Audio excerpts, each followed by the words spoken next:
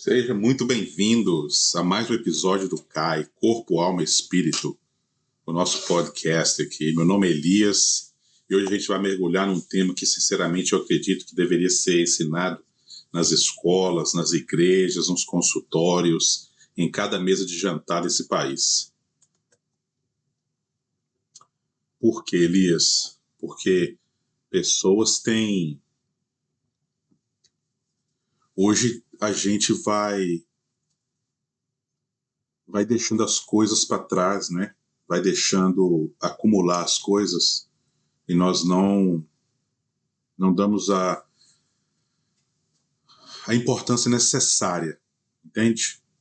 E hoje a gente vai falar sobre feridas emocionais, um assunto fortíssimo, e não de uma forma superficial, não de uma forma de autoajuda barata.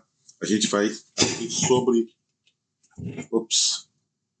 A gente vai abrir sobre isso de verdade. Vamos falar sobre aquilo que você carrega por dentro, muitas vezes desde a infância, está literalmente moldado o seu corpo, destruindo a sua alma e bloqueando o seu espírito. É desse assunto que nós vamos falar hoje, assunto fortíssimo, mas que nós sabemos que é necessário, nesse dia de hoje, falarmos sobre esse assunto, certo? Bora lá então, vamos dar início a isso aí, né, que a gente tem muita coisa para fazer. Eu quero começar com uma pergunta que talvez te incomode um pouco. Você já parou para pensar que a dor que você sente no corpo não pode ter começado no corpo? Que é aquela enxaqueca crônica, aquela dor no estômago, aquela tensão nos ombros, que não passa nunca, pode ter começado numa palavra que te disseram quando você tinha 7 anos de idade. Que é a ausência que marcou na sua infância. Isso é seríssimo, gente. Eu falo por experiência própria, porque a minha principal foi a ferida do abandono.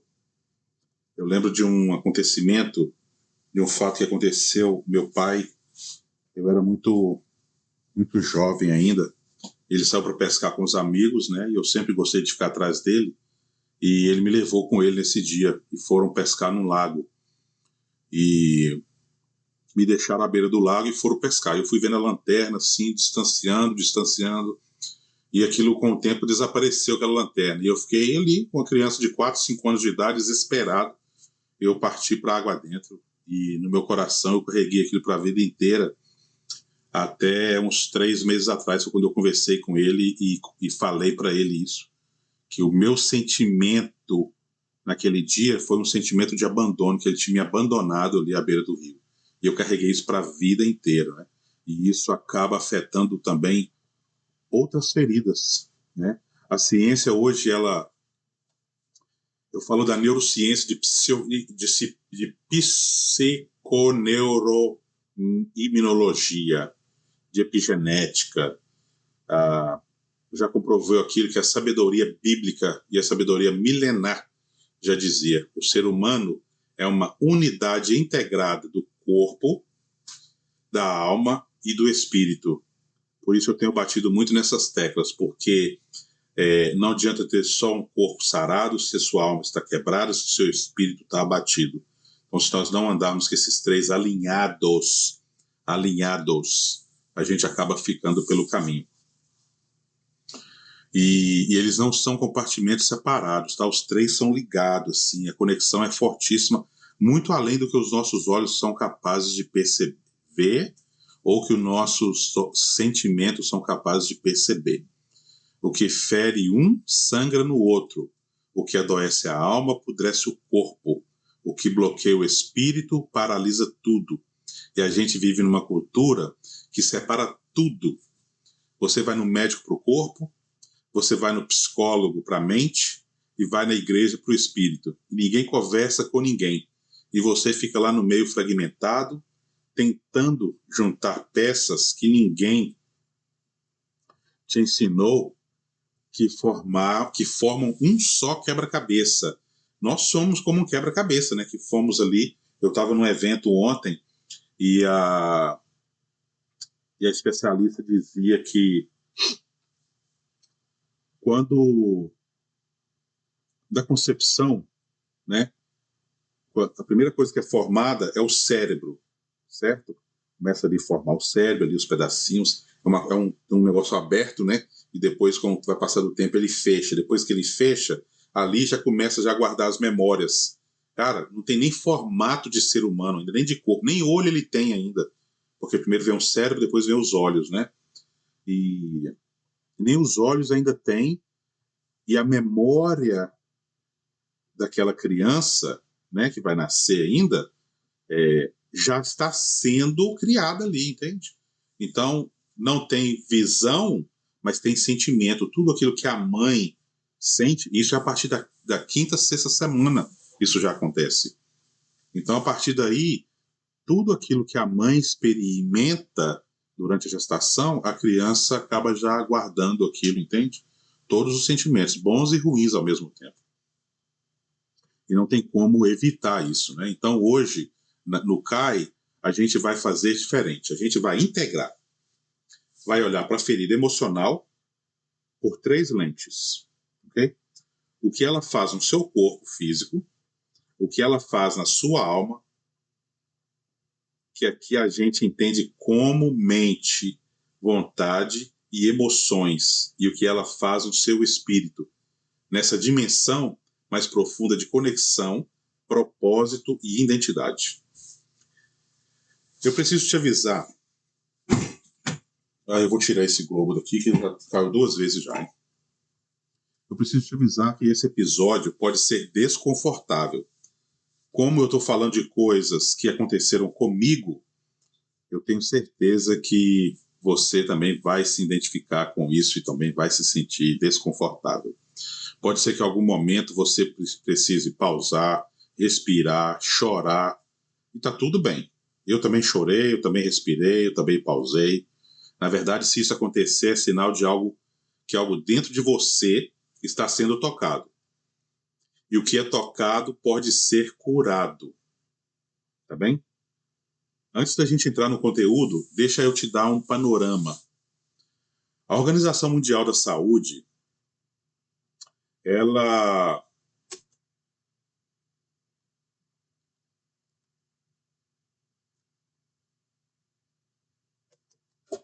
estima que mais de 40% das consultas em atenção primária de saúde tem componente emocional. O estudo ACE, Adverse Childhood Experiences, um dos maiores estudos epidemiológicos já feitos, conduzido pela Kaiser Permanente, com mais de 17 mil participantes, mostrou uma correlação direta e proporcional entre experiências adversas na infância e praticamente todas as principais causas de morte na vida adulta. Doenças cardíacas, câncer, doenças pulmonares crônicas, diabetes, suicídio, alcoolismo. E não estamos falando de poesia, viu, gente? Estamos falando de dados. Isso foi comprovado. Estamos falando de ciência dura, dizendo: o que te machucou por dentro está te matando por fora. E às vezes nós ignoramos isso, não é? Às vezes nós deixamos isso de lado ou pensamos que isso é bobeira, principalmente nós homens, né? A questão, não vamos dizer de machismo em si, mas de que você foi criado, que homem não chora, você levanta, isso não doeu nada, levanta e segue. Assim nós somos educados, né? Eu fui educado assim, certo? Eu me lembro que quando criança, novinho, eu lembro do meu pai falando assim: homem não chora. Cara, eu nem era, nem adolescente eu era ainda. Muito menos homem ainda, né? Formado. Não estou falando sexo masculino, estou falando de homem formado, né? Isso é muito sério, as coisas que nós presenciamos, que nós ouvimos na nossa época de criança. Elias, e o que são as feridas emocionais? Nós vamos estar mapeando as raízes, tá? Daqui a pouquinho a gente vai estar falando sobre isso, nós vamos aprofundar mais nisso. Isso aqui vai ser um assunto muito gostoso da gente partilhar nesse dia de hoje, no nosso 11º episódio do podcast CAI. Gente, isso é maravilhoso. Eu estou muito feliz por isso. Estar compartilhando com vocês essa experiência e de ter vocês aqui comigo nessa jornada. Sabemos que é somente o princípio e que tem muita coisa para acontecer ainda. E Deus tem feito já esse podcast chegar onde não eu chegaria sozinho, entende? Então, antes de falar sobre esses efeitos, a gente precisa entender que uma ferida emocional pode. Porque muita gente acha que ferida emocional é só um trauma grande, e não é. Abuso sexual, violência doméstica, perda de um ente querido. E sim, essas são feridas profundas, mas ferida emocional é muito mais amplo e muito mais comum do que a gente imagina.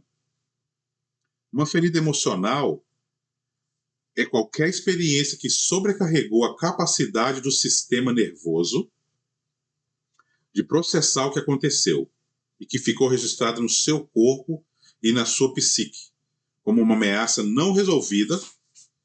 Percebe que eu disse? Sobrecarregou a capacidade do seu sistema nervoso. Isso é importante, porque é traumático para uma criança de 3 anos, pode não ser traumático para um adulto, mas aquela criança de 3 anos de idade ainda mora dentro de você. E ela nunca esqueceu aquilo.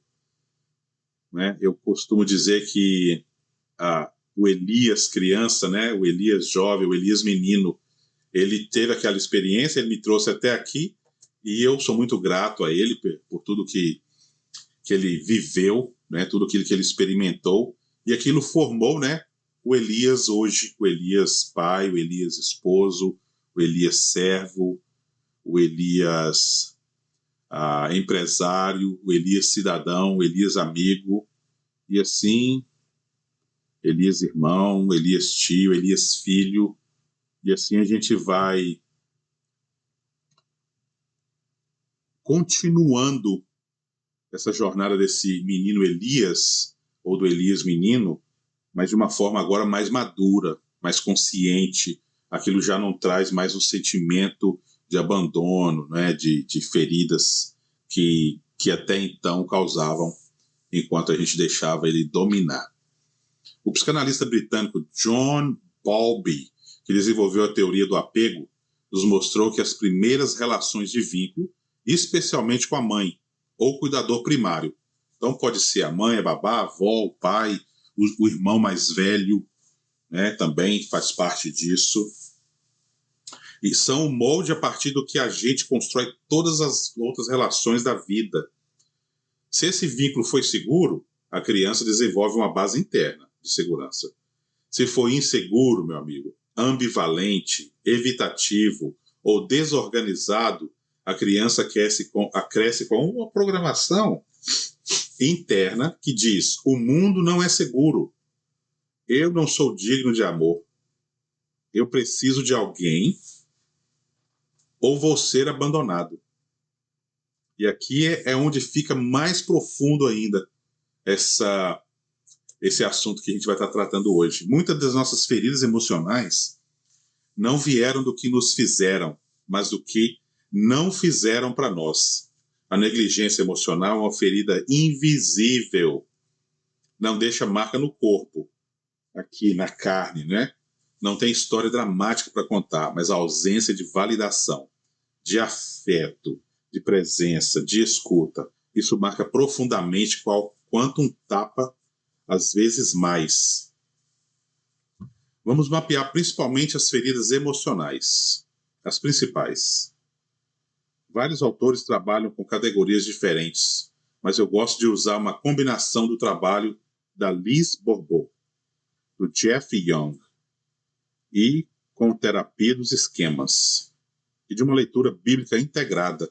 As grandes feridas que marcam o ser humano são Isso eu falo por experiência própria, tá, gente? Isso aqui não tem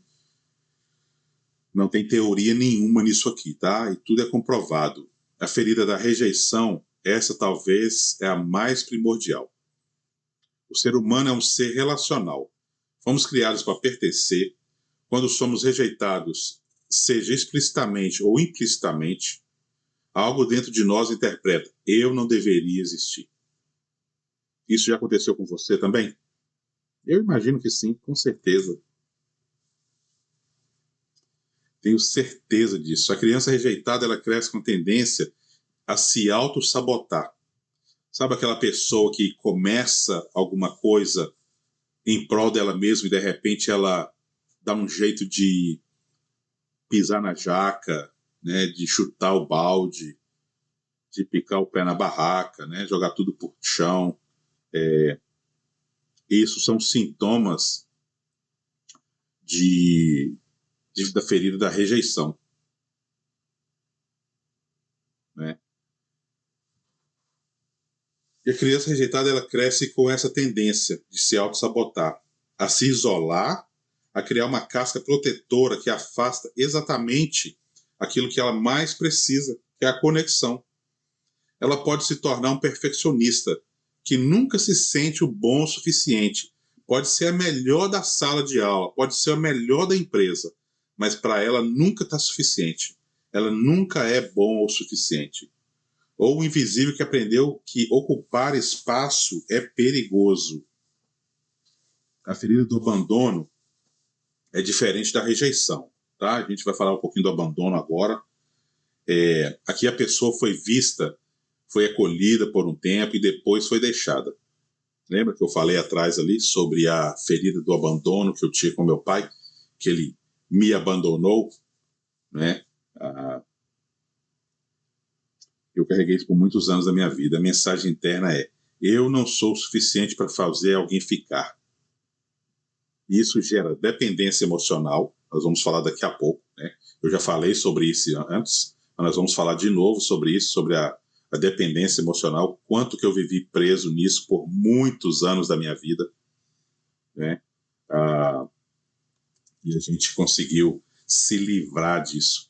Medo patológico de solidão, ciúmes excessivo, é uma tendência a se agarrar a relacionamentos tóxicos só para não ficar sozinho.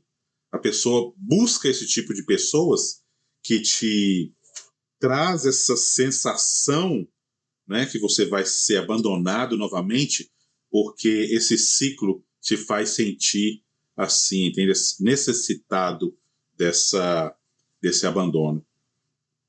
A pessoa com ferida de abandono muitas vezes abandona antes de ser abandonado, como um mecanismo de proteção. Eu vou abandonar essa pessoa antes que ela me abandone. Eu vou abandonar esse emprego antes que eu seja mandado embora, entende? Eu vou sair de um lugar antes que peçam que eu saia. Né? É assim que funciona a ferida do abandono. Eu abandono antes que eu seja abandonado, né? Que isso vai criando essa ferida tão grande que a gente é possível adiantar um passo para a gente não ser abandonado. Agora falando um pouquinho da ferida da humilhação. Essa ferida se forma quando a criança foi exposta, ou ridicularizada, ou comparada, ou envergonhada. Olha o tamanho da barriga dele. Está parecendo um débil mental. Por que você não é inteligente como seu irmão? Isso é coisa de menininha. A vergonha talvez a emoção mais destrutiva que existe. Por quê? Porque ela não diz eu fiz algo errado. Isso é culpa. A vergonha diz eu sou algo errado. Sou eu que sou errado. Ninguém fez nada errado. Eu não fiz nada errado. E a pessoa vive o resto da vida tentando compensar, agradar, se esconder, comer demais, trabalhar demais, fazer qualquer coisa para não ser vista como ela realmente é. E é assim mesmo essa ferida. E falando agora um pouquinho da ferida da traição. Quando alguém que deveria proteger traiu, o pai que prometeu e não cumpriu, a mãe que contou um segredo, o líder espiritual que abusou da confiança. Essa ferida gera uma necessidade obsessiva de controle, dificuldade de confiar, hipervigilância. A pessoa vive esperando ser apunhalada pelas costas, espera ser traída, espera ser exposta, espera não receber aquilo que foi prometido, e muitas vezes se torna controladora, que está sempre no controle de tudo. Eu quero saber para mim controlar isso tudo, entendeu? Eu quero saber de todos os detalhes, porque se ela controla tudo, ninguém pode traí-la de novo, entende? Então, se a pessoa tem essa obsessão pelo controle, não porque ela é uma pessoa de liderança, mas sim porque ela não quer ser traída novamente. E falamos agora um pouquinho da ferida da injustiça. Quando a criança cresceu num ambiente onde as regras eram rígidas demais, frias demais, onde a performance era a mais valorizada que a pessoa. Choro não vai te levar a lugar nenhum. Engole esse choro. Homem não chora, eu já falei sobre isso. Essa ferida cria pessoas rígidas, perfeccionistas, que se cobram de forma desumana e que têm uma enorme dificuldade de acessar suas próprias emoções. Elas funcionam muito bem por fora, são produtivas, organizadas, fortes, mas por dentro estão desconectadas, estão desfragmentadas de si mesmas. Agora aqui vai uma verdade que muita gente não está pronta para ouvir, mas eu vou falar assim mesmo porque eu disse no início que esse assunto de hoje, que esse episódio desse podcast seria muito duro. A maioria de nós não carrega só uma dessas feridas, carrega várias, e elas sobrepõem, se alimentam mutuamente, criam padrões complexos de comportamento que a gente chama de jeito de ser. Esse é o meu jeito de ser, né? Eu cresci assim, eu vou viver assim, eu vou morrer assim, né? Mas que na verdade são mecanismos de sobrevivência. Você não nasce assim. Você foi moldado assim pela dor. A dor chega de uma forma inesperada e aí nós desenvolvemos todas essas técnicas, né, de sobrevivência, esses mecanismos de sobrevivência, para a gente não ter que passar por tudo aquilo de novo. E a grande questão é, essas feridas não ficam só confinadas à dimensão emocional, tá? Elas abordam, elas transbordam, elas migram, elas se instalam no corpo, distorcem a alma e sufocam o espírito. E é isso que a gente vai destrinchar agora.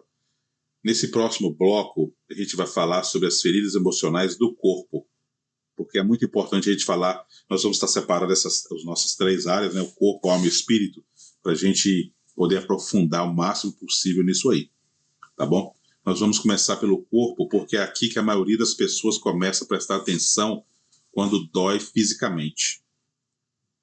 Eu me lembro que eu não tinha coragem nem de olhar no espelho, olhar nos meus olhos. Estava ali na frente do espelho, né, arrumando, escovando o dente, lavando o rosto, arrumando o cabelo, mas não era capaz de olhar dentro dos olhos e falar assim, eu te amo, eu estou aqui. Entende? Você é amado, você pode. Eu não tinha coragem de fazer isso, gente. De maneira alguma. Era muito difícil eu olhar para mim mesmo, porque eu nunca fui satisfeito, né, com o meu corpo, nunca fui satisfeito com o meu cabelo, nunca gostei dos meus olhos, e assim vai, assim por diante. São várias coisas que eu não gostava, né, que eu não tinha coragem de olhar. E isso dói fisicamente, porque quando você passa a ignorar você mesmo, e você não percebe até então, isso vai causando feridas, e essas feridas vão cada dia que passa aprofundando mais. Existe uma frase do Dr. Bessel van der Kolk, um dos maiores pesquisadores de trauma do mundo, que eu quero que vocês gravem, tá? O corpo mantém a pontuação. É o título do livro dele, tá? O corpo mantém a pontuação. The body keeps the score, que seria a versão dele em inglês. E o que ele mostra com décadas de pesquisa é que o trauma não é apenas uma memória psicológica. O trauma é uma experiência fisiológica que fica armazenada no corpo, nos tecidos e no músculo, né? E no sistema nervoso. Não só na memória, viu, gente? Os músculos também guardam isso. O sistema nervoso, os tecidos, tudo. O nosso corpo, em geral, ele guarda essas memórias. E para entender isso, a gente precisa falar do sistema nervoso autônomo. Quando você passa por uma experiência ameaçadora, seu corpo ativa o que a gente chama de resposta de luta ou fuga. O sistema nervoso simpático entra em ação. Adrenalina e cortisol são liberados, o coração acelera, os músculos se contraem. Quem nunca sentiu isso? Então, quando eu for falando essas coisas assim, eu tenho certeza que isso vai chamar a sua atenção e você vai perceber que essas coisas acontecem na nossa vida. O sangue é direcionado para as extremidades. O sistema digestivo para. O sistema imunológico é suprimido temporariamente. Tudo isso para te preparar para lutar ou correr. É assim mesmo. O nosso cérebro ele foi criado para nos proteger e para economizar energia. Quando você é um adolescente sendo humilhado na escola, quando você é uma mulher num casamento abusivo e não tem para onde ir, aí entra um terceiro mecanismo descrito pelo Dr. Stephen Borges, na teoria polivagal. O congelamento, o nervo vago dorsal, ele é ativado e o corpo entra num estado de desligamento, dissociação, dormência, colapso. É o mesmo mecanismo que um homem usa quando o predador já o pegou. Ele finge morto. Entende? Porque ele não quer mais lutar. Ele finge até passar aquilo ali, depois ele volta ao normal. Só que aqui está o problema. Quando essas respostas de estresse não é completada, quando o corpo não consegue descarregar a energia mobilizada, ela fica presa. Literalmente presa no corpo, é nos músculos. E o Dr. Peter Levine, criador da experiência somática, chama isso de energia traumática, não descarregada. E essa energia se manifesta de formas concretas. Tá? Vamos falar de mecanismos específicos daqui a pouco sobre isso. O primeiro, a tensão muscular crônica. O discípulo de Freud, Wilhelm Reich, foi o primeiro a descrever que ele chamou de couraça muscular. Padrões de tensão crônica no corpo que correspondem a emoções reprimidas. A mandíbula travada o tempo inteiro assim, né? Que nunca pode falar. Os ombros contraídos. De quem carrega o peso do mundo nas costas. O diafragma rígido de quem aprendeu a não respirar fundo para não sentir. A pelve bloqueada de quem sofreu abuso sexual, infelizmente. Cada região do corpo guarda uma história. E quando você vai num massagista e chora sem explicação, não é fraqueza, tá? Eu já fui no massagista algumas vezes, principalmente nas pernas, né? Porque às vezes abusava demais de quando ir na academia fazer exercício, né? Na parte inferior do corpo, na perna, no quadril. Então, assim, tinha dia que chegava ao ponto de ter que ir no massagista depois, para dar uma ajuda, né? E o corpo finalmente libera o que estava preso ali. Por isso que a gente sente esse alívio todo. E o segundo impacto no sistema imunológico, o cortisol, quando liberado cronicamente, suprime a resposta imunológica. Os estudos mostram que pessoas com os históricos de trauma na infância têm níveis significativos, muito alto, de marcadores inflamatórios, como a proteína C reativa e a interleucina 6. Décadas depois do evento traumático, inflamação crônica é o solo fértil de praticamente toda doença degenerativa, câncer, doenças autoimunes, Alzheimer, doenças cardiovasculares.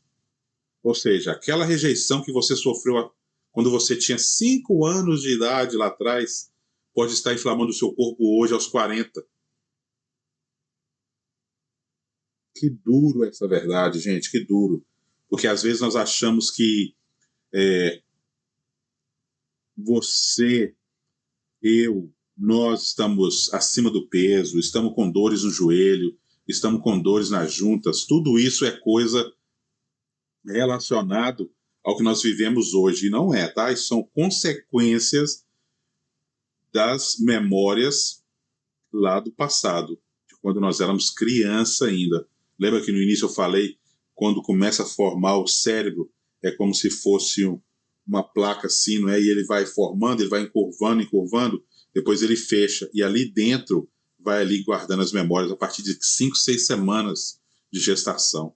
Isso é muito sério, gente. Imagine eu com 45 anos pensar em tudo aquilo que foi gravado na minha memória a partir dos 5, 6 meses de gestação. Nós estamos falando de 45 anos de memórias gravadas. Que computador que aguentaria isso? Que computador que tem essa memória toda? São terabytes e terabytes de memória que nós guardamos, e isso vai refletindo nas nossas vidas agora na forma adulta, né? E o terceiro a gente vai falar sobre a epigenética. É um campo fascinante e relativamente novo. A epigenética, gente, ela mostra que experiências ambientais, incluindo experiências emocionais, podem alterar a expressão dos genes sem mudar o DNA, viu? É como se um trauma colocasse os marcadores nos seus genes, ligando ou desligando certos interruptores, certo? Vou desligar aqui a luz, ó, só para vocês verem. Ó. Desse jeito assim que funciona, viu? E o mais impressionante, essas alterações epigenéticas podem ser transmitidas para gerações seguintes. Então, coisas que acontecem comigo hoje podem estar vindo lá do meu bisavô. Eu já conversei com meu pai sobre isso, então nós já aprofundamos tudo nisso aí. Tentei buscar as informações necessárias, né, ou possíveis, vamos dizer assim, para a gente conseguir entender o porquê que o Elias faz certas coisas que ele faz hoje. E tem um filme interessante com a Blake Lively, acho que é o nome dela. O filme chama... Isso Termina Comigo, seria a tradução para o português. Isso termina aqui. This End With Us. Né? Ela era muito jovem e conheceu um rapaz que não tinha... Ele morava numa casa abandonada e tal, e depois eles cresceram, né? Cada um foi viver sua vida, e depois ele abriu um restaurante. Ela mudou, foi até feito em Boston esse filme. Ela mudou para o Maine, né, um estado aqui perto, em Massachusetts, e depois ela voltou para cá já quando adulta, e ela estava se casando, né? Ou ela se casou com um rapaz, e isso com outro rapaz que ela conheceu, um doutor. Perdão. E depois ela reencontra esse amor antigo dela aí. Só que nesse meio tempo, o pai dela era muito violento, né, com a mãe dela. O pai dela batia muito nela, na mãe. E ela foi crescendo com aquilo. Então, para ela, todos os homens eram violentos. E ela não aceitava violência. Ela repugnava a violência de homem contra mulher. E ela estava grávida desse cara, desse esposo dela, e o bebê estava prestes a nascer. Eu lembro que ela estava no hospital depois de ter acontecido duas coisas com ela. Primeiro, ela caiu da escada quando eles estavam discutindo. Ele meio que tentou segurar ela e ela escapuliu, né? Como aquela memória dela da violência paterna com a mãe. Então ela achou que o marido tinha jogado ela da escada. Então ela ficou internada um tempo e tudo. Depois ela saiu. E na primeira vez ele estava cozinhando. Ele foi pegar a coisa que estava no forno sem uma proteção, sem a luva, não é? Então, quando ele pegou, ele queimou, ele soltou de uma vez e a mão pegou no rosto dela, como se ele tivesse dado um soco no rosto dela, né? E ela ficou com o olho roxo e tudo. Então, esses dois acontecimentos que teve com ela, esses 2 eventos, foi trazendo a memória lá de trás, né? Tudo aquilo que ela viveu com o pai, certo? A violência do pai com a mãe e tudo. Estou aqui fazendo um spoiler do vídeo, do filme todo para vocês, né? Mas vocês assistem lá que eu só estou resumindo aqui a história, né? E no final, antes do bebê nascer, ela fala para o marido assim, eu quero o divórcio. Ele fala assim, mas por quê? Tá quase nascendo e tudo, e a gente se ama. Ela falou assim, quando a nossa filha nascer, se algum homem, o namorado dela ou o esposo dela, levantar a mão para ela, o que você acharia disso? Ele respondeu assim, eu acho que ela deveria se separar dele. E ela vai e responde, pois é, isso termina conosco, comigo aqui, entende? Não vai passar disso para minha filha. Esse sentimento, essa ferida emocional que eu trago lá da minha infância com meu pai e minha mãe, morre aqui comigo, entende? A minha filha não vai passar pelas mesmas coisas que eu passei, né? Então, assim, simplificando isso aí, não é? Para a gente entender como que funciona isso. E vamos falar também sobre a epigenética. Isso é um campo fascinante e relativamente novo, tá? É até uma palavra meio difícil para mim pronunciar, não é? Eu tive que ler bastante para falar sobre isso. Ela mostra que ela mostra experiências ambientais, inclusive experiências emocionais, podem alterar a expressão dos genes sem mudar o DNA. Eu já falei sobre isso, né?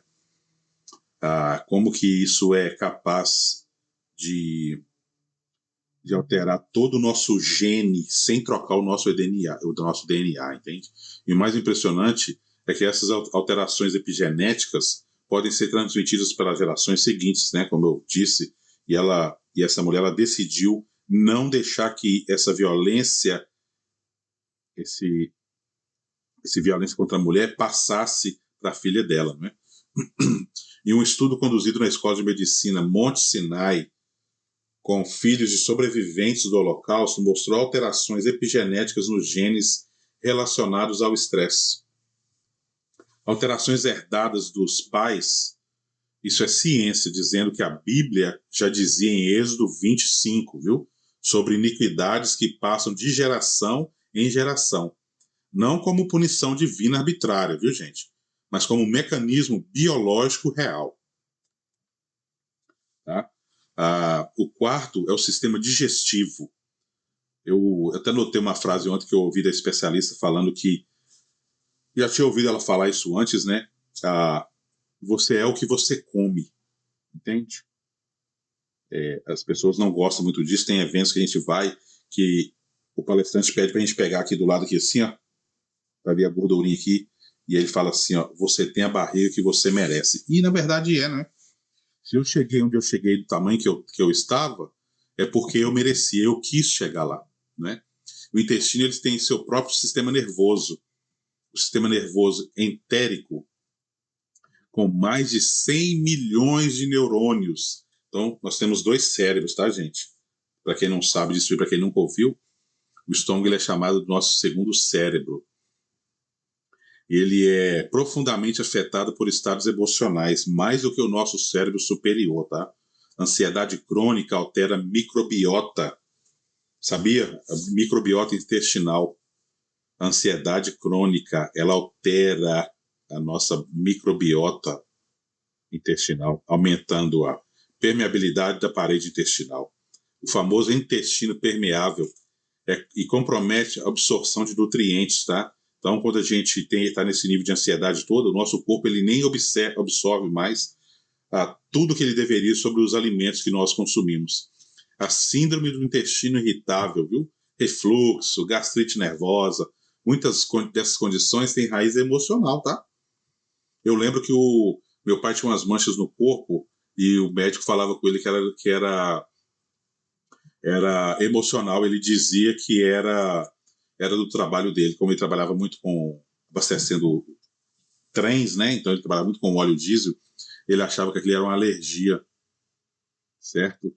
E na verdade não era uma memória dele Era uma ferida que ele tinha ou tem ainda, porque tem muito tempo que eu não convivo com ele, né? A gente se fala e tudo, mas a gente não, eu não sei como é que está a situação dele em relação a isso. Isso é só para comprovar tudo aquilo que o médico falava para ele lá atrás, entende? É bem assim que essas feridas vão nos marcando, correto? E a gente vai falar do quinto agora, que é o coração. Existe uma condição chamada síndrome de Takotsubo. É um japonês, né? Que é a síndrome do coração partido. É literalmente uma cardiomiopatia, que é o nome disso, induzida por estresse emocional. A pessoa sofre uma perda devastadora, um choque emocional, e o coração muda de formato. Agora você imagine, um trauma que você tem, certo? Pode mudar o formato do coração. Gente, isso é seríssimo, seríssimo, seríssimo. E o ventrículo esquerdo se dilata de uma forma de um vaso. Em Provérbios 14:30 diz: o coração em paz dá vida ao corpo, mas a inveja apodrece os ossos.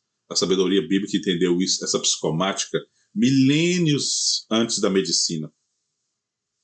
Isso já é falado em Provérbios há mais de 1000 anos atrás, entende? Vários 1000 anos atrás.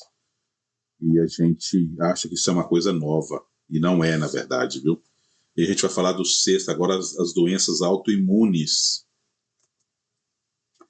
Vários pesquisadores, incluindo a doutora Gabor Mate, autor de Quando o Corpo Diz Não, esse documentário intensivamente é a relação entre repressão emocional e doenças autoimunes. A lógica é devastadora. Quando você passa a vida suprimindo suas emoções, dizendo sim quando quer dizer não, quem não faz isso? Eu tenho certeza que você faz, porque eu também fazia, né? Ignorando suas próprias necessidades para cuidar dos outros, deixando de resolver uma coisa sua, se comprometendo para resolver problemas dos outros. E seu sistema imunológico, amigo, espelha esse padrão, viu? Ele começa a atacar o seu próprio corpo. Lúpus, artrite, reumatoide, esclerose múltipla, fibromialgia. Muitas dessas doenças têm uma correlação forte com o perfil de personalidade marcados pela emoção, pela supressão da sua emoção crônica. O corpo faz parte por fora, o que a alma faz por dentro. O seu corpo faz por fora o que a alma faz por dentro. Se autodestrói. Então, quando nós não cuidamos dessas feridas, nós estamos nos autodestruindo, né? Eu queria sempre entender o segundo mandamento, né? Amar o próximo como a si mesmo. Gente, eu falei, gente, esse português é muito difícil para mim entender, gente. O que isso quer dizer que eu tenho que amar o próximo como a mim mesmo? E eu vou te explicar, eu vou te dizer por que eu nunca entendi isso. Lembra que minutos atrás eu disse que eu não tinha coragem de olhar no espelho para mim mesmo? É sobre isso que eu estou falando. De você não se amar. De você não sentir que a sua presença é suficiente, entende? Hoje eu falo com as pessoas, principalmente com a minha terapeuta, que eu amo estar comigo mesmo, gente. Eu amo, amo. Não tem uma presença melhor, humanamente falando, do que a minha. Entende? Eu gosto de estar sozinho. Quando eu estou dirigindo, eu não ouço música. Quando eu estou em casa, ou eu estou resolvendo alguma coisa em relação a mim mesmo, ou eu estou procurando alguma coisa para me melhorar como ser humano, como pai, como esposo, como filho, como cidadão, como servo. Porque eu aprendi a me amar primeiro. Não tem como eu executar ou viver o mandamento 2, que é amar o próximo como a mim mesmo, se eu não me amar primeiro, entende? Não tem como eu dar para você uma coisa que eu não tenho por mim mesmo. Eu quero pausar aqui para fazer uma ressalva importante, tá? Quando eu digo que muitas doenças têm componentes emocional, não estou dizendo que toda doença é causada por emoção, tá, gente? Eu não estou aqui, eu não sou médico, eu não sou doutor, não sou especialista em nada. Eu sou especialista em mim mesmo, em experiências que eu vivi, em feridas emocionais que eu carreguei pela vida inteira, certo? E isso foi me trazendo certas consequências de chegar ao ponto de pensar em tirar a própria vida, de comer até não aguentar mais. Já tem muito tempo que eu não bebo, mas bebia lá sem controle nenhum, e ainda saía dirigindo o carro ainda depois embriagado. Então, assim, eu falo aqui de experiências, mas não de formação acadêmica, tá? Então, assim, são experiências que eu vivi e que eu tenho visto no meio, assim, de onde eu convivo, tá? Mas ignorar a dimensão emocional da doença é tão perigoso quanto reduzir tudo a ela, tá? Você não pode ignorar a doença, né? Essa dimensão emocional, mas você também não pode dar muita atenção para ela, entende? Eu ouvi a doutora, eu esqueci o nome dela agora, uma mineira lá, gosto muito dela, Andréa Vermont, acho que é o nome dela, ela é lá de Minas Gerais, eu acho. E ela falava sobre isso um dia desse, foi até ontem à noite que eu estava vendo rios dela, ela falando que ela já viu casos, como ela é psicóloga, né, psicoterapeuta, ela já viu casos de curar depressão somente com suplementos, vitaminas K12, B12, vitaminas do complexo B e K. Gente, como é que pode? São só vitaminas. E a pessoa acha que precisa tomar medicamento, né, para depressão, para precisar sair daquele buraco. E na verdade não é. A gente não pode ignorar, mas também a gente não pode dar muita atenção para ela, tá? O que a gente busca aqui é uma visão integrada, porque o ser humano ele é integrado, tá? Corpo, alma, espírito. Corpo, alma, espírito. Não tem como sair daqui, tá? Você não cuida do seu corpo e ignora a sua alma. Você não ignora a sua alma e esquece do seu corpo. E o seu espírito, né, que é de Deus, ele volta para Deus, ele tem que estar conectado, porque essa alma é através da alma que nós falamos, é através da alma que nós comunicamos com Deus, entende? E o nosso corpo é o templo do Espírito. Não sou eu que estou falando, né? É a palavra de Deus que fala sobre isso. Então, se nós não cuidarmos do templo do Espírito, aonde que o Espírito vai habitar? Tá bem? E aqui eu faço a transição para o próximo bloco, porque o corpo ele é palco, onde as feridas se manifestam, certo? Mas a origem está mais profunda. A origem está na alma, que é onde a gente vai estar falando agora, né? Sobre as feridas emocionais da alma. Quando a gente fala da alma no contexto CAI, a gente está falando daquilo que a tradição bíblica hebraica chama de nefesh. Nefesh. A sede da mente, da vontade, das emoções, e o eu psicológico. É onde você pensa, sente, decide e deseja. É a sua personalidade, é a sua história, é a sua narrativa interna, e é na alma que as feridas emocionais fazem o estrago. Principalmente no dia a dia, tá? Quando eu disse que até pensar em tirar a própria vida, eu pensei, é porque a minha alma estava fragmentada, a minha alma estava ferida, entende? Ela estava desorganizada, desalinhada, entende? Porque é a alma que governa os relacionamentos, as suas escolhas, os seus padrões de comportamento. Se o corpo é o palco e o espírito é a fundação, a alma é o roteiro, tá? Ela que dita o drama da sua vida. Quando você diz que você nasceu assim, que você é assim, é porque a sua alma já foi treinada para ser assim, tá? Ela está dizendo que esse é o roteiro da sua vida, meu amigo. Então, se você não cuidar do corpo, da alma e do espírito, ela vai te colocar como um cãozinho na coleira, entende? Ela vai te guiar para onde você não quer ir. Nós vamos destrinchar os efeitos das feridas emocionais na alma em várias dimensões, tá? Na mente, as crenças centrais distorcidas. Toda ferida emocional produz o que a psicologia cognitiva chama de crenças centrais. Convicções profundas sobre si mesmo, sobre os outros e sobre o mundo que se forma a partir das experiências primárias. Elas são profundas que a pessoa nem percebe que as tem, viu? Elas operam no piloto automático. Gente, não sei por que eu fiz isso, não sei por que eu estou sentindo isso. É porque já está no piloto automático. Uma criança rejeitada forma a crença: eu sou indesejável. Uma criança abandonada forma a crença de eu não mereço que fiquem. Uma criança humilhada forma a crença: eu sou defeituoso. Uma criança traída forma a crença: ninguém é confiável.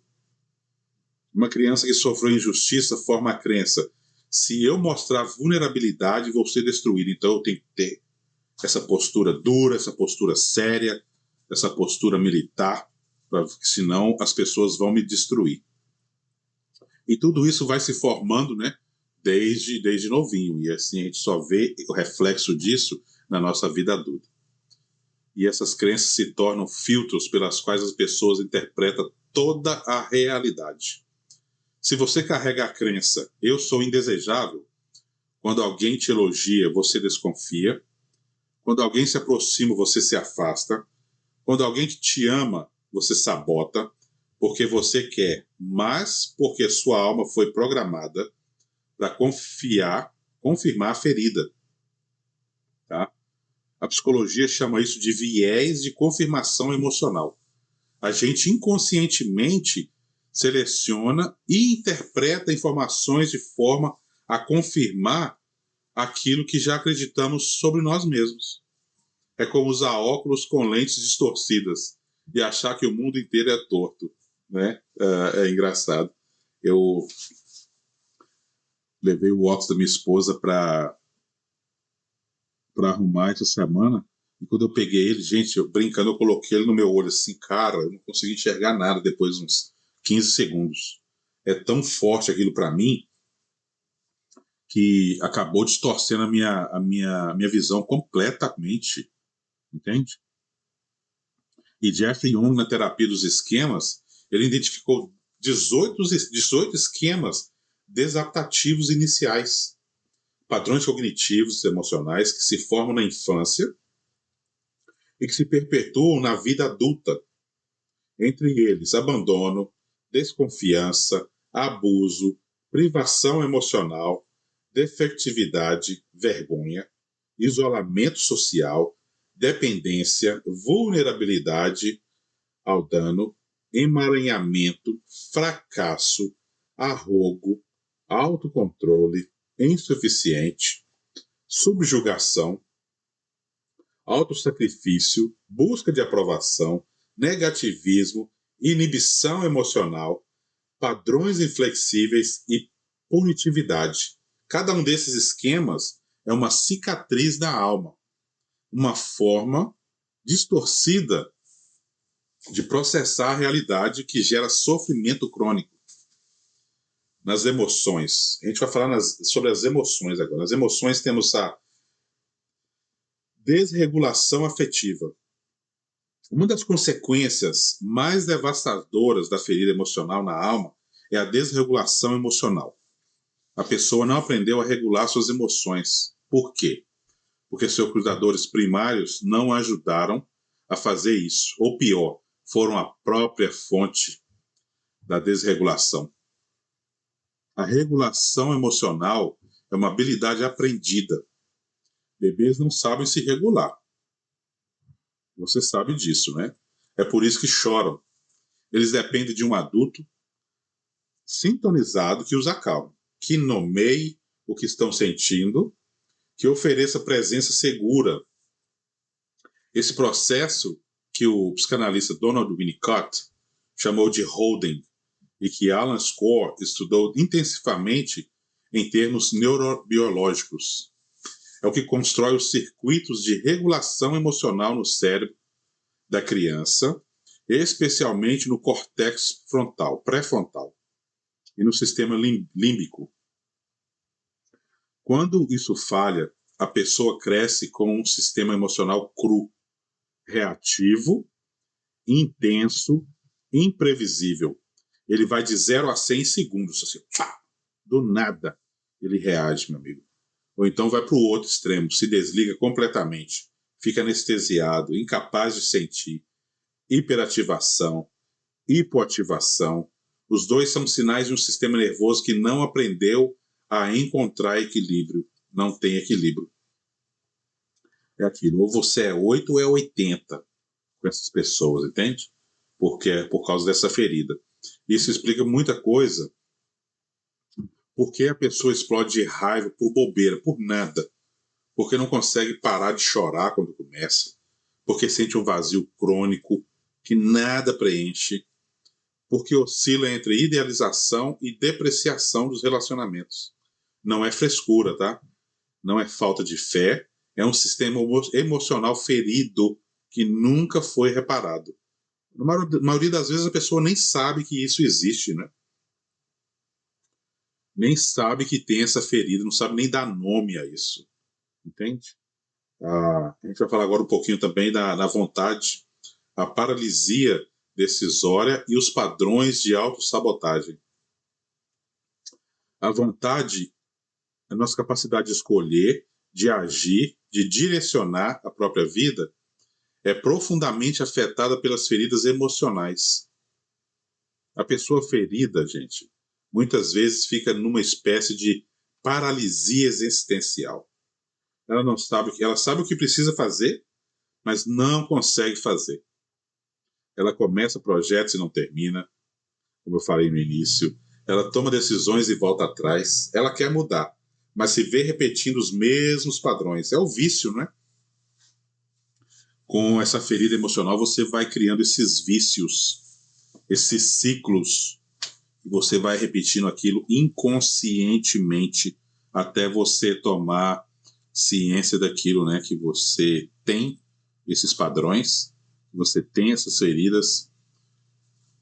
Isso acontece porque as feridas criam o que eu chamo de vontades de conflito.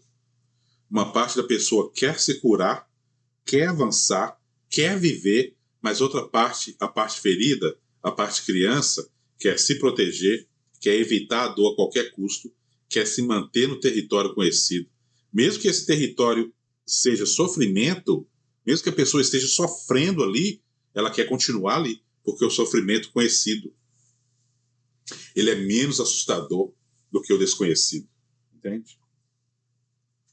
E a teoria dos sistemas familiares internos, do Dr. Richard Schwartz, descreve isso de forma brilhante, viu? Dentro de nós existem partes de superpersonalidades que carregam diferentes funções.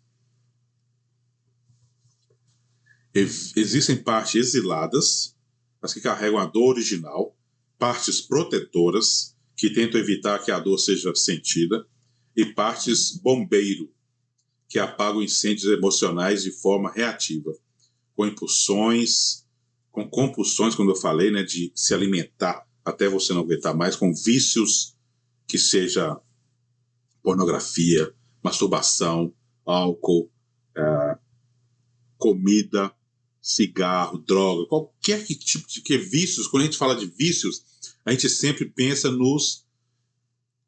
na parte de vícios tóxicos, né? Vamos dizer assim. E tem vícios emocionais, certo? A gente pode aqui estender isso para muito tempo aqui e falar sobre essas coisas, entende? Enquanto a gente não acessa e cuida das partes exiladas, as protetoras e bombeiros continuam no comando.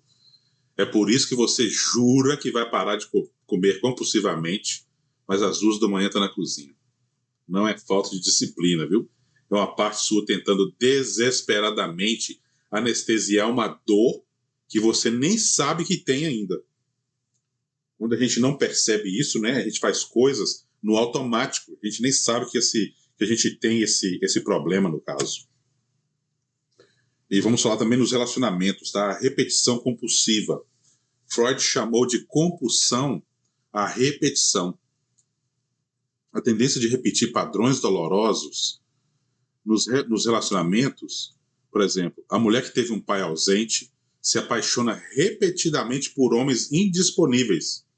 O homem que foi humilhado pela mãe escolhe parceiras que o diminuem. A pessoa que foi traída e vive em relacionamentos onde a traição se repete várias vezes. Eu conheço casos assim, tá? Que a esposa já foi traída várias vezes e continua presa no relacionamento, né? Porque foi traída na infância também, ou por um irmão mais velho, ou pelo pai, né? E aquilo, ela quer inconscientemente repetir isso na vida dela. E não é azar, tá? Nem é falta de sorte no amor. É a alma buscando inconscientemente a situação original, aquilo que aconteceu lá na infância. Não por masoquismo, mas uma tentativa desesperada de consertar a história. E acha que vivendo aquilo novamente vai consertar isso, né? A psique busca o que é familiar, mesmo que o familiar seja destrutivo, porque existe uma esperança inconsciente de que dessa vez vai ser diferente. Dessa vez ele não vai fazer isso comigo. Dessa vez eu consigo segurar o amor dele que nunca tive. Mas sem consciência e sem cura, tá? O roteiro se repete e a cada repetição a ferida vai se abrindo mais, vai só ficando mais profunda. Entende? E vamos falar também na identidade, como que isso afeta na identidade, tá? O falso self, que seria o falso você mesmo, né? Talvez o efeito mais profundo das feridas emocionais na alma seja a construção daquilo que Winnicott chamou de false self. Uma identidade adaptativa construída não a partir de quem a pessoa realmente é, mas a partir do que o ambiente exigiu que ela fosse quando jovem ainda, quando criança. A criança que precisou ser forte porque a mãe era fraca, o menino que precisou ser durão porque o pai não aceitava sensibilidade, a menina que precisou ser boazinha e obediente porque a raiva não era permitida. Então, assim, todos esses limites que vivíamos quando criança, isso tudo vai refletindo agora na nossa vida na fase adulta, né? Então esse falso self se torna tão estranho que a pessoa não sabe mais nem quem é de verdade. Ela confunde seus mecanismos de defesa com identidade. Eu sou assim, eu sou forte, eu não preciso de ninguém. Isso não é o que você é, tá? Isso é a armadura que você vestiu para sobreviver, aquilo que você aprendeu lá na sua infância. E por isso, debaixo dessa armadura, existe uma criança que está morrendo de medo e de saudade de ser vista como realmente é. Olhe no espelho, veja-se, né? Veja o quanto você é, o que você é, entende? Para a gente deixar de carregar essas feridas, né? E aqui que a gente precisa ir mais profundo, tá? Mais fundo ainda, porque a alma, com toda a sua complexidade psicológica, ainda não é a camada mais profunda do ser humano, tá? Existe algo debaixo da alma que sustenta tudo, que dá sentido a tudo e que é a raiz de tudo. Esse é o espírito. É o que nós vamos falar nesse próximo bloco agora, das feridas emocionais do espírito, que são as menos visíveis, mas as que mais doem, tá? Agora a gente chega na dimensão que a psicologia secular geralmente não toca, porque aqui já não é mais teoria, aqui já não é mais estudo, aqui já não é mais medicina, não é mais dimensão secular, é coisas vividas, né? Na minha visão, é a mais determinante de todas. Quando eu falo de espírito, eu falo do pneuma, a dimensão do ser humano que se relaciona com o transcendente, né? Com Deus, com o eterno, com o nome que você quiser chamar. Eu chamo de Deus, né? Ou eu chamo de Pai, certo? É a sede da consciência mais profunda, da intuição espiritual, da fé, da esperança, do propósito, e é onde habita a pergunta: quem sou eu diante de Deus? Quem sou eu diante de Deus? E aqui eu preciso ser honesto com você, viu? As feridas emocionais, elas não atacam apenas o corpo e a alma. Elas atacam diretamente a nossa capacidade de nos conectar com Deus, de receber amor, de viver em liberdade espiritual. E muitas vezes esse dano é mais profundo e mais difícil de curar, tá? E vamos abrir isso, nós vamos destrinchar essa ferida emocional que distorce a imagem de Deus, tá? Existe um conceito na psicologia da religião chamado representação objetal de Deus. Eu vou até anotar isso aqui, que eu preciso explicar isso aqui um pouquinho mais para frente. É a imagem interna que a pessoa tem de Deus. Eu costumo dizer sempre nas minhas pregações que cada um vê Deus de uma forma, entende? Eu vejo Deus de uma forma, você vê Deus de uma forma, e na verdade ele é. Deus não tem uma forma, né? Cada um tem a sua própria experiência com ele, e assim a gente vai vivendo, cada um com a sua.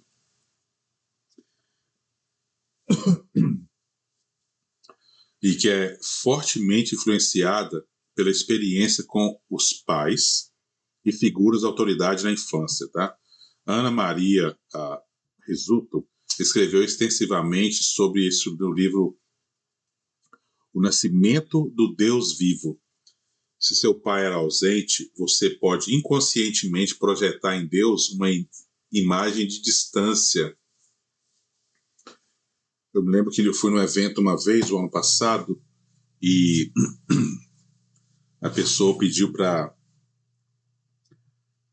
fazer um exercício e tinha várias linhas assim, né, que falava sobre Deus, e vai só aumentando a velocidade das perguntas, então você tem que responder assim no ato, né? Então eu lembro que uma pessoa respondeu quando o cara perguntou assim, Deus, ele falou assim, pai ausente. Gente, eu fiquei pensando aqui, como que Deus é um pai ausente, gente? Né? E porque o pai dessa pessoa com certeza foi um pai ausente. Essa pessoa criou dentro da cabeça dele que Deus também é ausente, porque nós temos a imagem de Deus como pai, né? Que ele nos criou e tudo, enviou Jesus aqui para nos salvar.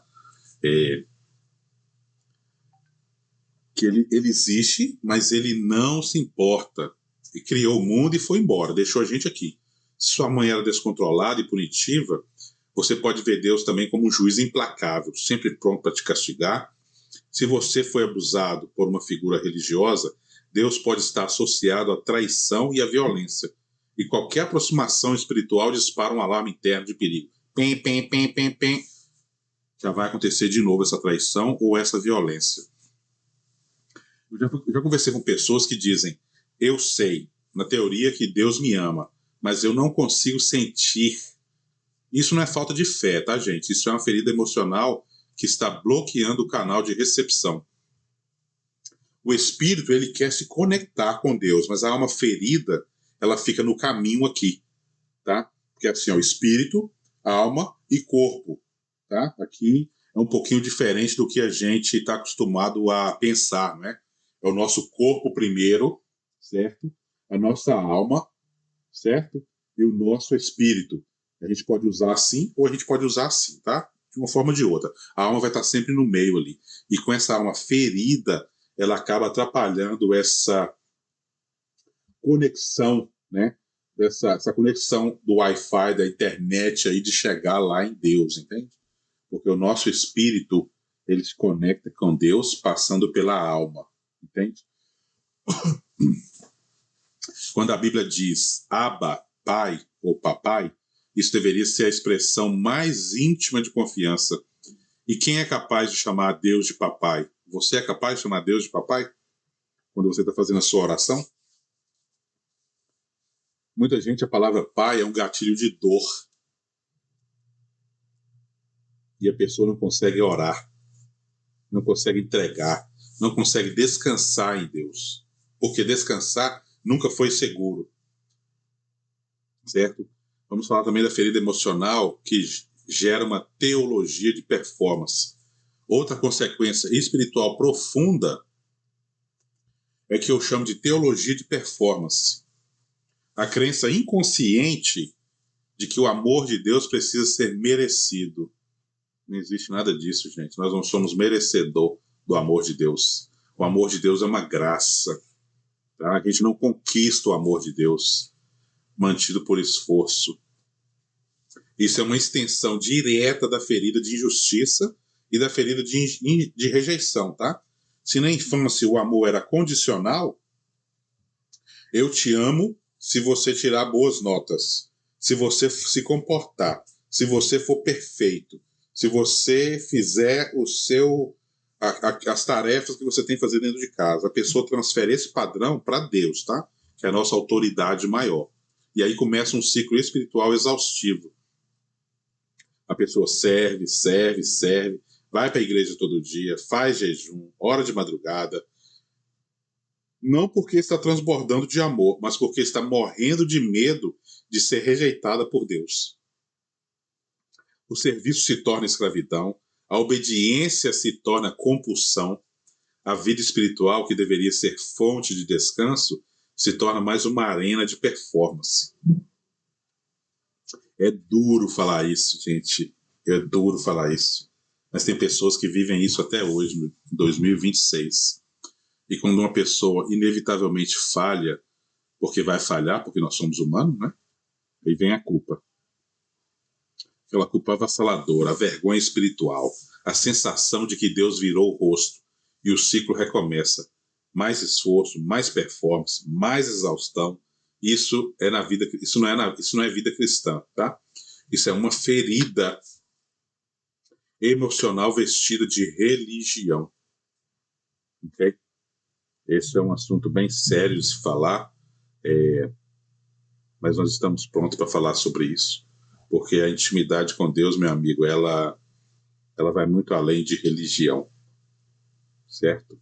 A ferida emocional bloqueia a oração e a intimidade com Deus também, tá? A oração, em sua essência mais profunda, ela é vulnerabilidade, tá? É você se despir, é você tirar sua roupa assim diante de Deus, tirar as máscaras, tirar a luva, tirar óculos, tirar chapéu, se tiver que seja te cobrindo de alguma forma, física ou não, é isso que nós deveríamos fazer quando estivermos orando, entende? É abrir o coração diante de alguém que você não pode ver e nem controlar. E para uma pessoa fechada, com ferida de traição ou abandono, isso é aterrorizante, tá? Ser vulnerável é o que mais machucou essa pessoa no passado. Abrir o coração foi que levou à dor. Então, inconscientemente, ela coloca uma barreira. A pessoa pode até orar, mas ora de forma superficial, ora de forma litúrgica, não entra nas profundezas, não consegue acessar o coração de Deus, não chora diante de Deus, não grita, não mostra raiva, a dúvida, o medo, porque aprendeu que mostrar essas coisas é perigoso. E aí a vida espiritual fica rasa, seca, mecânica. E a pessoa acha que o problema é espiritual. E precisa de mais fé, precisa de mais unção, quando na verdade o problema é a alma ferida, que não deixa o espírito se expressar. E a gente acaba acostumando com isso e se afastando mais de Deus. É por isso que os salmos são tão terapêuticos. Davi gritava com Deus, gente. Até quando, Senhor? Por que te escondes? Os meus ossos estão triturados. Os salmos dão permissão para o ser humano diante de Deus. Para você ser humano diante de Deus. Dá permissão para você sangrar na presença do Criador. Isso é cura, tá, gente? Isso é cura. Quando você se abre, quando você se rasga diante de Deus, essas feridas acabam sendo curadas. Porque é isso que Deus quer. Deus quer curar todas essas feridas nossas. E a ferida emocional também, ela cria vulnerabilidade a distorções espirituais, tá? A pessoa com ferida emocional profunda são mais vulneráveis a lideranças espirituais abusivas, a teologias manipuladoras e a ambientes religiosos tóxicos. Elias, por quê? Porque a ferida cria carência. E a carência cria alvos fáceis. Pessoas carentes são alvos fáceis. A pessoa com ferida de abandono, ela encontra um líder carismático que lhe dá atenção. Se submete de forma absoluta, porque finalmente alguém está ficando. Entende? Alguém não me abandonou, não vai me abandonar. A pessoa com ferida de rejeição encontra uma comunidade que aceita e perde toda a capacidade crítica, porque a aceitação é tão boa que ela não quer nem arriscar perdê-la, questionando qualquer coisa. A pessoa com ferida de injustiça, ela encontra uma teologia legalista, se sente em casa, porque regras são rígidas familiares. São previsíveis e a rigidez foi o único afeto que ela conheceu quando criança. Muito abuso em contextos religiosos acontecem não apenas as feridas das pessoas, tá, gente? Mas por causa delas. As feridas atraem predadores e isso não é culpa dos feridos, é responsabilidade dos predadores e do sistema que os protege. Mas uma realidade precisa ser nomeada para que possa ser combatida, tá? Não devemos ficar calados por isso, tá? Devemos sim abrir nossa boca e falar o que temos que falar. A ferida emocional também, ela pode se tornar uma prisão espiritual, tá? Aqui eu preciso falar de algo muito delicado, mas é necessário falar sobre isso. Existe uma dimensão espiritual das feridas emocionais que vai muito além da psicologia. As escrituras falam de fortalezas, estruturas mentais e espirituais que se erguem contra o conhecimento de Deus, certo? Falam de jugo, falam também de raízes de amargura que brotam e contaminam muitos. Uma ferida emocional não tratada pode se tornar um ponto de acesso para padrões espirituais de opressão. E não estou falando de uma visão simplista, tá? Que demoniza todo sofrimento. É emocional. Isso é perigoso. Isso é irresponsável. Tá? Isso pode... Deixa eu fazer isso aqui. Isso pode nos levar para um buraco mais profundo, tá? Uma ferida emocional não tratada, ela pode se tornar um ponto de acesso para padrões espirituais de opressão. E não estou falando de uma visão simplista, tá? Que demoniza. Isso é perigoso e irresponsável. Isso cria um terreno onde fortalezas se estabelecem. E muitas vezes a libertação espiritual só se completa quando a cura emocional acontece, viu? Não é um ou outro, é um e outro, tá? A ferida emocional ataca o propósito. Por fim, talvez o efeito mais trágico no espírito, as feridas emocionais roubam o propósito.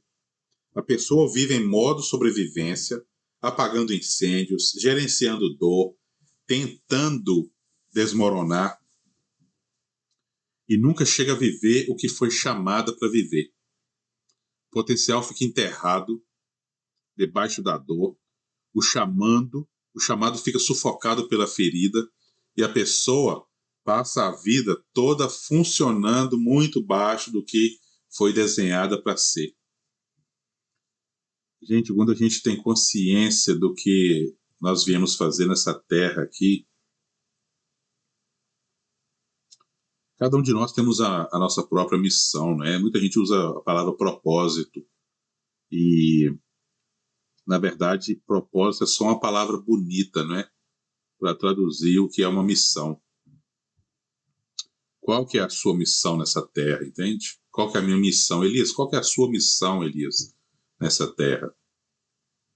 É espalhar o amor de Deus, é chamar esses homens a se voltarem para si mesmos e governar sobre as próprias vidas. Em Isaías 61 fala sobre o Espírito do Senhor que vem curar os quebrantados de coração, liberta os cativos, consolar os que choram, dá uma coroa em vez de cinzas, óleo de alegria em vez de pranto.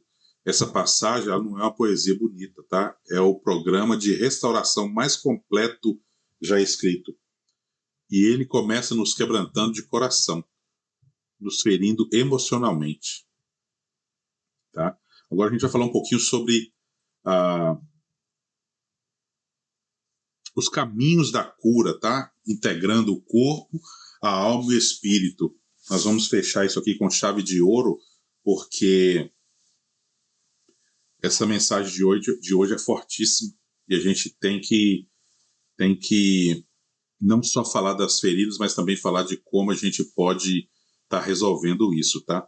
E se a gente parou aqui, parou no lugar errado, porque diagnóstico sem tratamento é crueldade.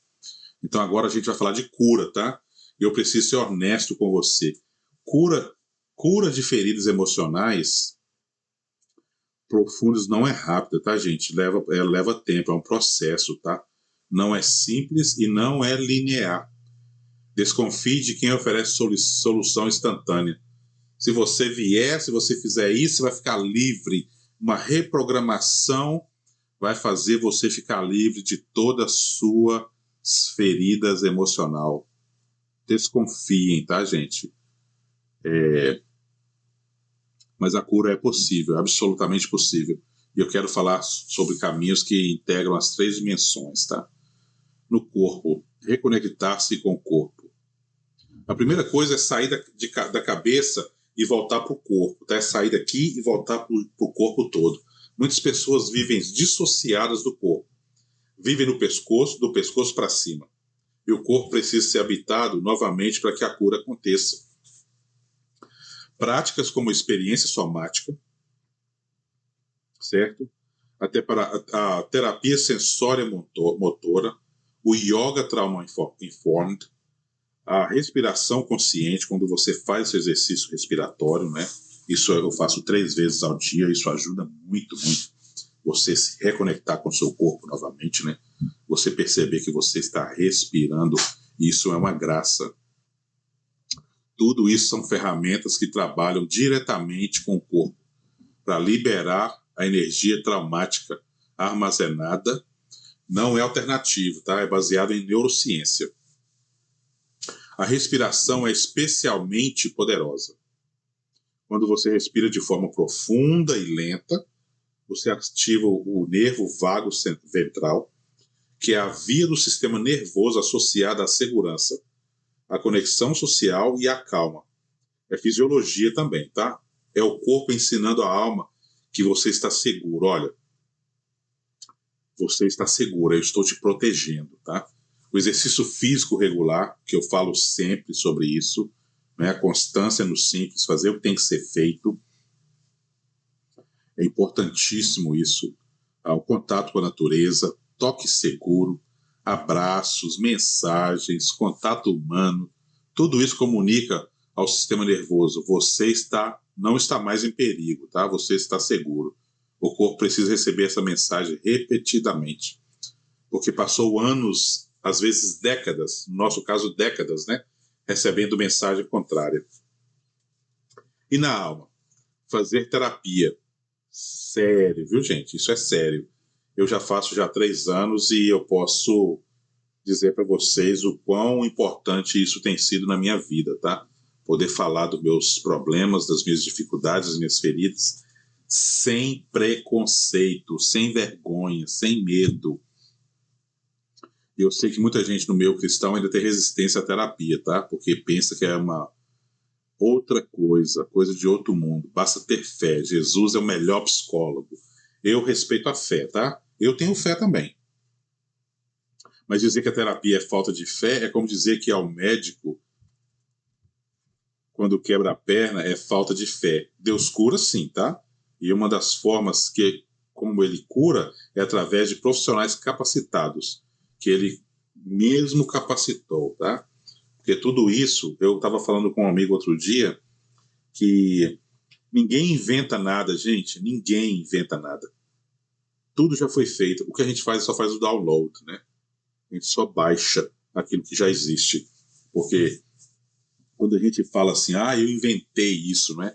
Eu não inventei a CAI, né? Eu não inventei esse método que a gente usa do corpo, da alma e do espírito. Já existia.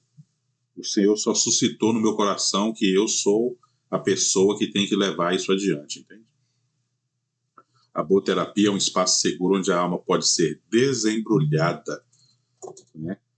Onde as crenças centrais podem ser identificadas e questionadas, onde as partes exiladas podem ser acessadas com segurança, onde os padrões de repetição podem ser interrompidos, onde o falso self pode ser desmontado e o verdadeiro self pode ser emergido.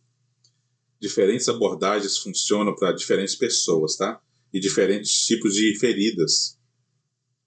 A terapia cognitiva comportamental ajuda a reestruturar crenças distorcidas. A terapia dos esquemas trabalha padrões profundos de infância. O EMDR é especialmente eficaz por traumas pontuais.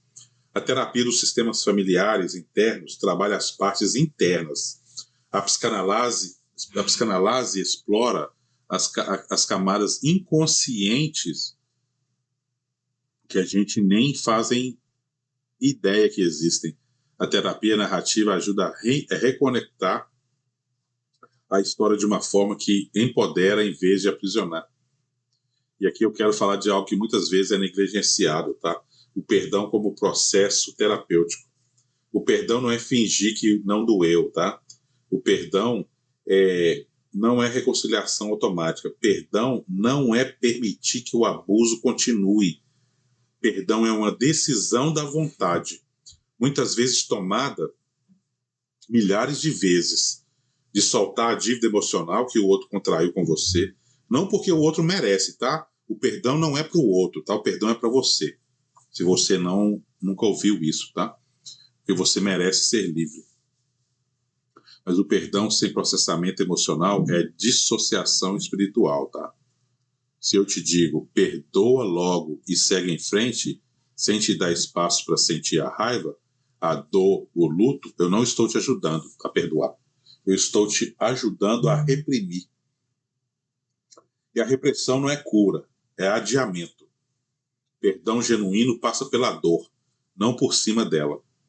E no espírito, a cura que vem do encontro. Tá? É aqui onde eu acredito que a dimensão espiritual oferece algo que nenhuma terapia, por melhor que seja, consegue oferecer sozinha. Uma identidade que não é baseada na ferida. A psicologia pode te ajudar a entender suas feridas, pode te ajudar a processar a dor, pode te dar ferramentas para regular as emoções, mas a pergunta mais profunda é: quem sou eu? Quem sou eu? Essa pergunta eu acredito que só é plenamente respondida no encontro com o Criador, tá? Só no encontro com Deus. Quando você encontra para ele, pergunta assim: Deus, quem sou eu de verdade? E ele vai falar no seu coração quem você é, tá? Mas não tem um manual para isso, é você e ele. É só ele que vai poder responder essa pergunta. Porque todas as camadas do falso self são removidas quando todas as máscaras caem, quando todas as performances acabam. O que resta? O que resta depois disso tudo? A resposta secular é um vazio existencial que cada um preenche como quer. A resposta bíblica é: resta a imagem de Deus. Resta alguém que foi pensado, desejado, projetado antes da fundação do mundo. Resta uma identidade que nenhuma ferida pode destruir, apenas encobrir. E a cura espiritual, meu amigo, profunda, acontece quando a pessoa experimenta não apenas concorda intelectualmente, mas experimenta no nível mais profundo do seu ser, que é a camada incondicionalmente, que não precisa performar, que pode ser fraca e ainda ser abraçada, que pode sangrar e ainda assim ser chamada de filha ou filho.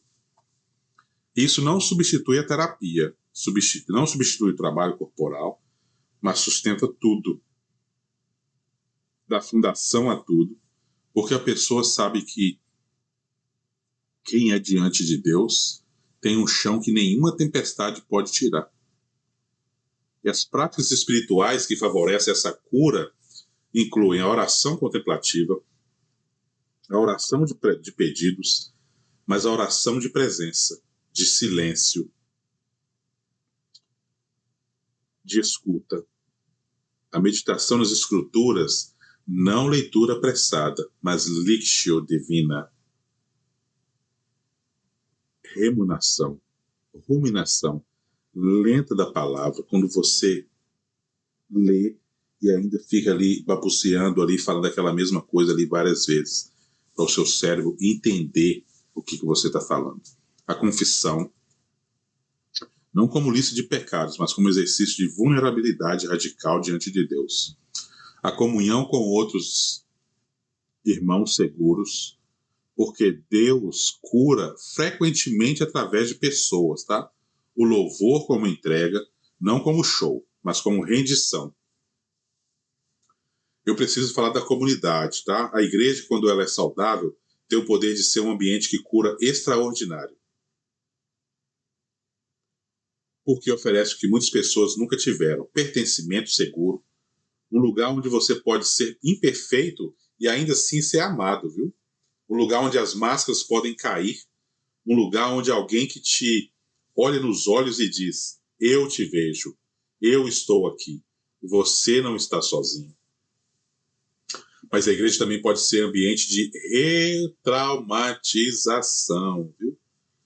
Quando é legalista, manipuladora, abusiva, superficial, quando minimiza a dor, entrega para Deus e para de chorar. Quando espiritualiza tudo, isso é demônio, vamos fazer libertação. Quando ignora a complexidade do ser humano e oferece fórmulas prontas para dores que não cabem em fórmulas, tá? A igreja que cura é a que segue o modelo de Jesus, aquela que toca os leprosos, aquela que come com os pecadores, aquela que chora com os que choram, não tem pressa, não tem agenda e tem presença, tá? Essa é a igreja que Cristo deixou para nós, tá? Essa é a igreja que Cristo deixou para nós. E, gente, agora a gente está chegando no final desse episódio. Eu queria fechar com algo pessoal e direto aqui. E se você chegou até aqui, eu imagino que alguma coisa tocou em você. Talvez várias coisas, tá? Talvez você se reconheceu em alguma das feridas. Talvez você entendeu por que o seu corpo dói. Dói de uma forma que os médicos nem sabem explicar. Talvez percebeu que repete os mesmos padrões dos relacionamentos. Talvez você entendeu por que a sua vida espiritual parece travada, seca e distante. Eu quero te dizer uma coisa, com toda honestidade, tá? E com todo o carinho que eu tenho por você, soberano. Reconhecer a ferida é o primeiro ato de coragem. Não é fraqueza, tá? É a coisa mais corajosa que um ser humano pode fazer. Olhar para dentro e dizer: isso dói. Isso me marcou. E eu preciso de ajuda. Não normalize sua dor, tá? Não a espiritualize prematuramente. Não a medique apenas. Não a ignore. Olhe para ela, nomeia, chore-a, compartilha com alguém seguro. Busque ajuda profissional, tá? Busque a Deus principalmente. Não o Deus da sua ferida, mas o Deus real, que é mais gentil, mais paciente, mais apaixonado por você do que qualquer figura humana jamais foi. Nem sua mãe, nem seu pai, nem seus avós, ninguém nunca foi tão apaixonado por você quanto Deus é, tá? Eu acredito profundamente que o ser humano foi feito para ser inteiro, corpo, alma e espírito, em harmonia. E que a cura é possível, sim, tá? Não cura como ausência de cicatriz. As cicatrizes ficam, tá? Tem uma marca na minha perna que eu adquiri quando eu era criança ainda, né? Um cachorro me mordeu. Já fui curado daquilo, mas a cicatriz continua até hoje. Então é disso que eu estou falando, tá? A cura pode acontecer, mas a cicatriz vai continuar. Cura como a capacidade de viver e finalmente viver, tá? Sem ser refém do que aconteceu, tá bom? Jesus disse em João 10:10, eu vim para que tenham vida e vida em abundância. Vida abundante, gente, não é uma vida sem dor. E não é uma vida com a conta do banco cheia, tá? É vida onde a dor não tem a última palavra, onde o dinheiro não pode comprar. É vida onde as feridas se tornam fontes de compaixão, de sabedoria, de conexão com os outros. É a vida do curador ferido. Aquele que, tendo sido curado, se torna instrumento de cura. Eu quero encerrar com uma oração. Se você quiser, feche os seus olhos aí onde você estiver, se estiver dirigindo, mantenha os olhos abertos, né? Mas abra o coração. Senhor, Tu que sondas e conheces o ser humano por inteiro, corpo, alma e espírito. Eu te peço por cada pessoa que ouviu essa mensagem hoje. Tu que conheces as feridas de cada um. Tu vistes cada uma delas que foi causada. Tu que estiveste lá quando ninguém mais estava. Eu te peço, toca nos corpos cansados e doentes. Restaura as almas fragmentadas. Liberta os espíritos aprisionados. Não como fórmula mágica, Pai, mas como processo, como caminhada, como jornada de cura, onde Tu és o companheiro fiel. Dá coragem para quem precisa buscar ajuda. Dá sabedoria para quem já está no caminho. E principalmente, Pai, dá esperança para quem ainda não acredita que é possível. Pelo poder que há no nome do Teu Filho amado, em nome do Pai, do Filho e do Espírito Santo. Esse foi o CAI de hoje, o nosso episódio, né? Capítulo 11, nosso episódio número 11 aí. Se esse episódio te tocou, compartilha com alguém que precisa ouvir. Às vezes a cura de uma pessoa começa com um link que alguém teve coragem de mandar, tá? Então nos vemos no próximo episódio. Cuida do teu corpo, cuida da tua alma, cuida do teu espírito. Até a próxima, soberano. Grande abraço.